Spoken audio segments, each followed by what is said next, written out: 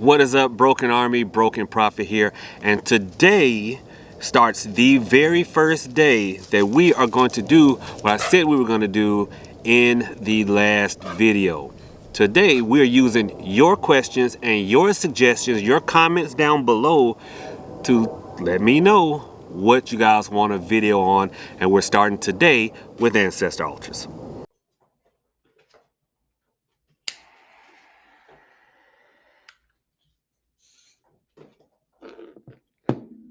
I'm here.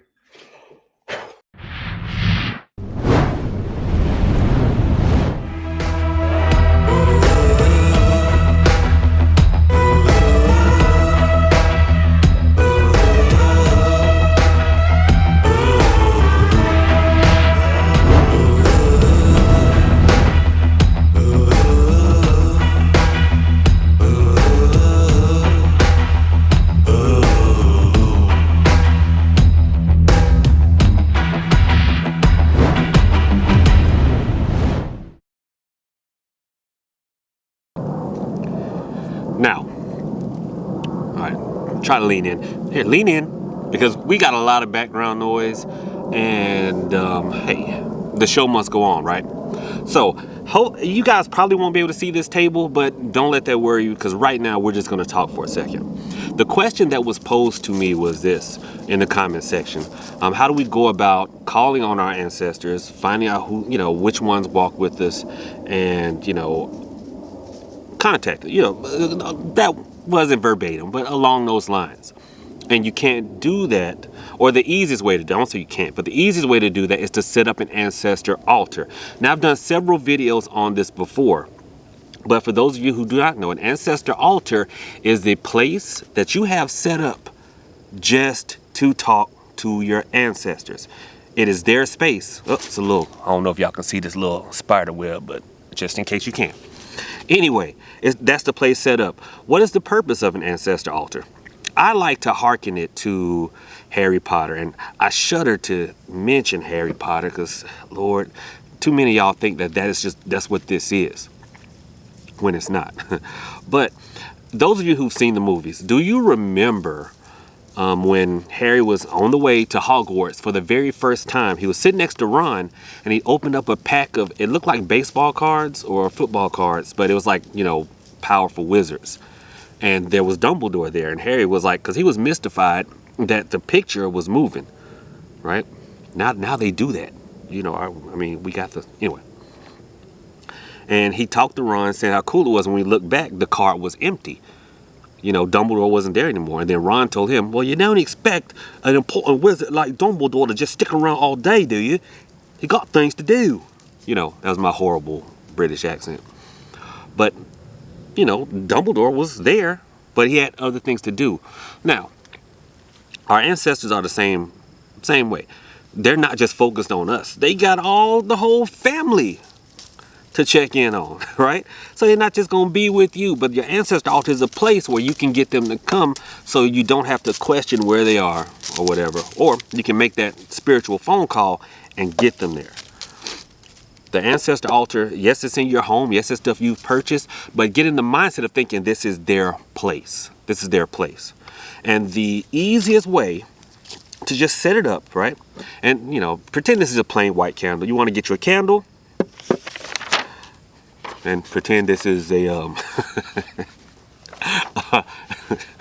pretend this is not a sheet of paper, but this is what you call it, a dang on tablecloth. God, I couldn't think of that.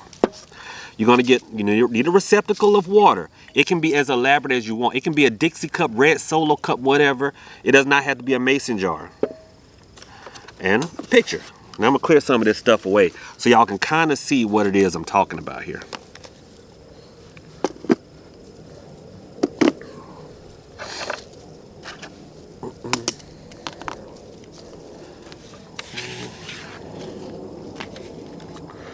Well, dang, I picked the picture that did not stand. Oh. Gotta have a Bible. So this can be the Bible. This can be the Bible. All right, I'm gonna show you guys kind of what it would look like if it was standing. Move, Hoodoo dog.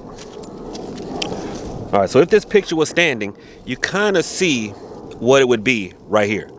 Okay, you have the Bible. I know it's a box. Y'all stall me out. Pictures of your ancestors, candle, and a receptacle of some type for water. Or as we say down here, water. You know, I know some of y'all folks up north, y'all like water. Water. I guess it's spelled like that. It's water. Anyway, it's gonna keep on going. Let me explain the significance of these things, okay? Contrary to Hollywood belief, the spiritual world is not a carbon copy of this world.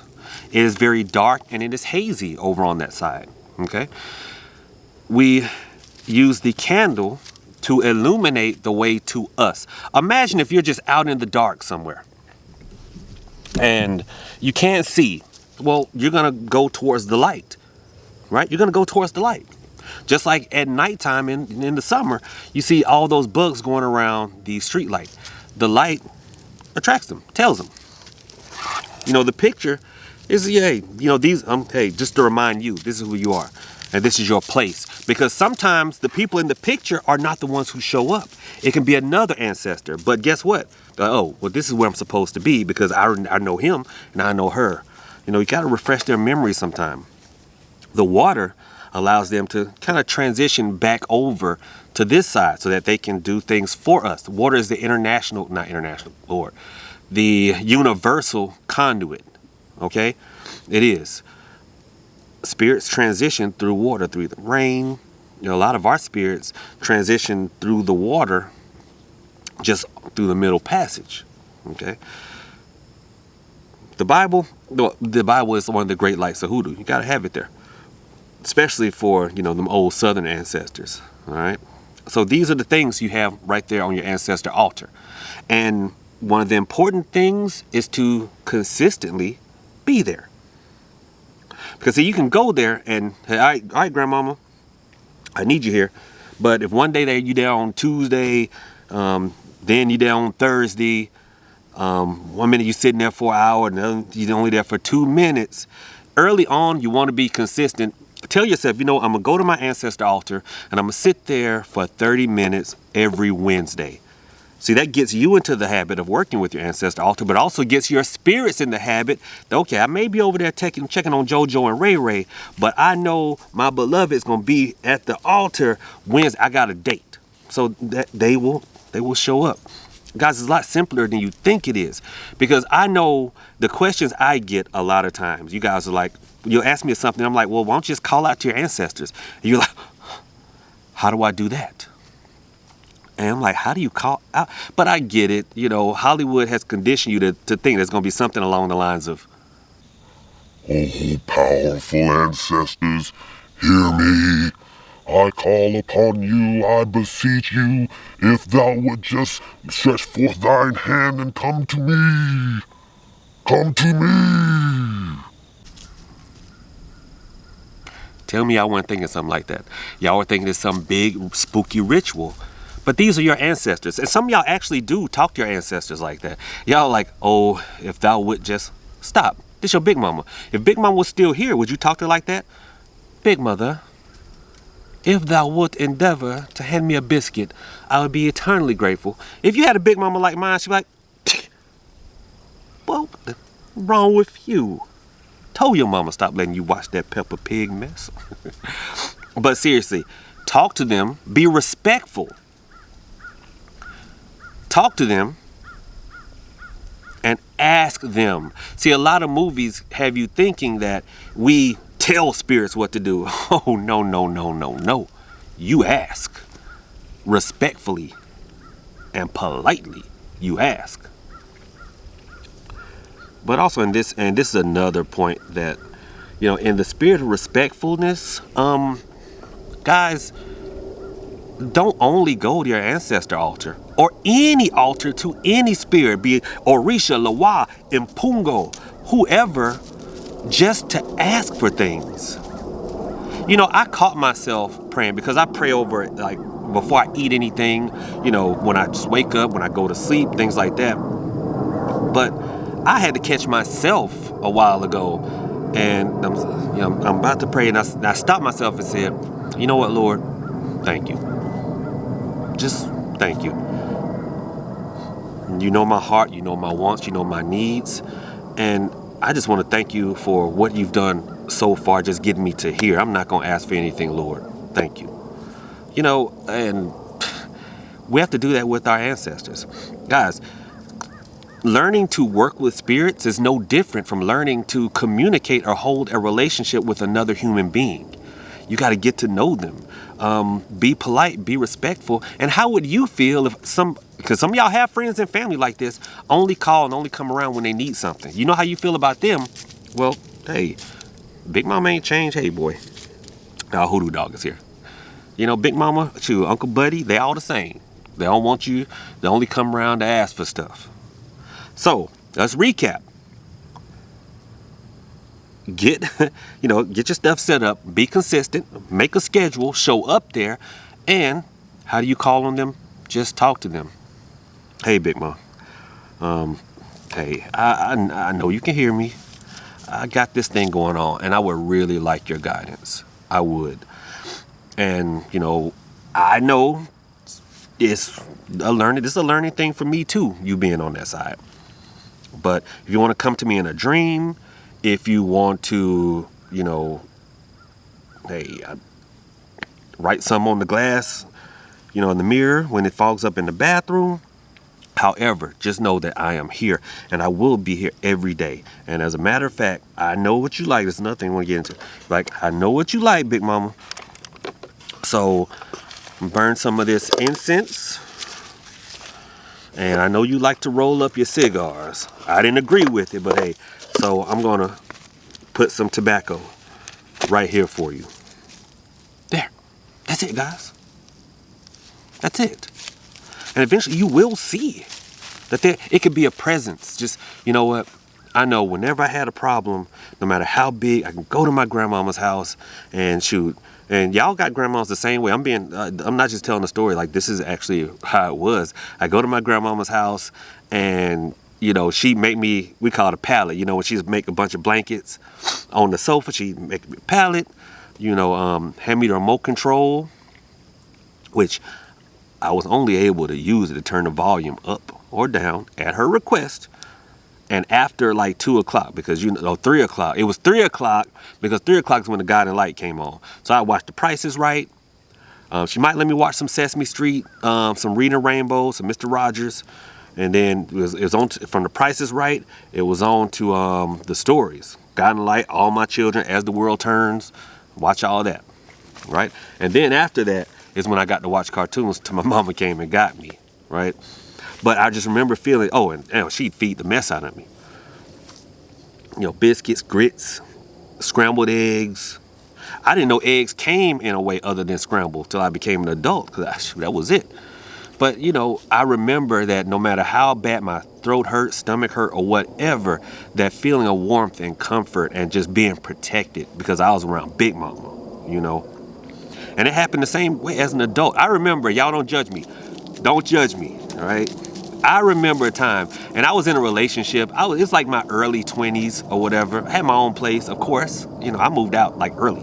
Had my own place. No, wait a minute. I was like 19. I was like 19, 20, and, dating this girl, and I was sick, had the flu or whatever, and I'm like, babe, I'm sick. And she was like, what you want me to do? You want me to bring some Tylenol? I'm like, don't worry about it. Man, I got up.